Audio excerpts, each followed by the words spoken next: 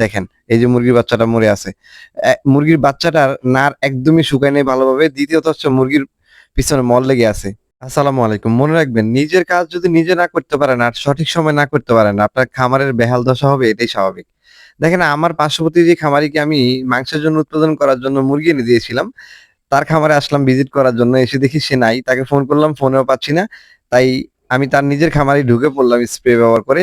ভিতরে ঢুকতে আমি একটা জিনিস লক্ষ্য করলাম, ও যে লিটারটা ব্যবহার করছে এটা উপরে দিয়েও নাড়াচাড়া না করার ফলে উপরের মুরগিগুলোর ঠান্ডার পরিবেশ তৈরি হয়ে গেছে। এমনকি বেশ কিছু মুরগির মধ্যে ঠান্ডার প্রভাব দেখা দিয়েছে। আমি আরেকটা জিনিস দেখাই আপনাদেরকে। একটু দেখেন আরেকটা মুরগির বাচ্চা কিন্তু অলরেডি মরে আছে খামারের মধ্যে।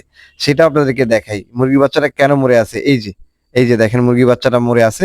আমি আপনাদেরকে একটু হাতের মধ্যে নিয়ে দেখাই। দেখেন, এই যে মুরগির বাচ্চাটা মরে আছে। মুরগির বাচ্চাটার নার একদমই শুকায় নাই ভালোভাবে। দ্বিতীয়ত হচ্ছে মুরগির পিছনে মল লেগে আছে।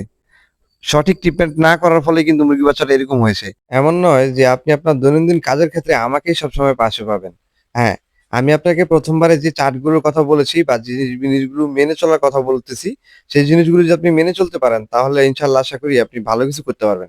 দেখেন আমি খামারে প্রবেশ করার পর আমি নিজেই কিন্তু লিটারগুলো নেড়ে দিচ্ছিলাম এবং মুরগিগুলোর মধ্যে যে ঠান্ডার ভাবটা রয়েছে সেটা বুঝতে পারছিলাম। আমারই খামারি এক সাইড দিয়ে কিছু বস্তা বিছিয়ে দিয়েছে, যার ফলে কিন্তু উপরে বিষ্ঠাটা ভালোভাবে নড়তেছে না, যেটা আপনারা অলরেডি দেখতে পাচ্ছেন।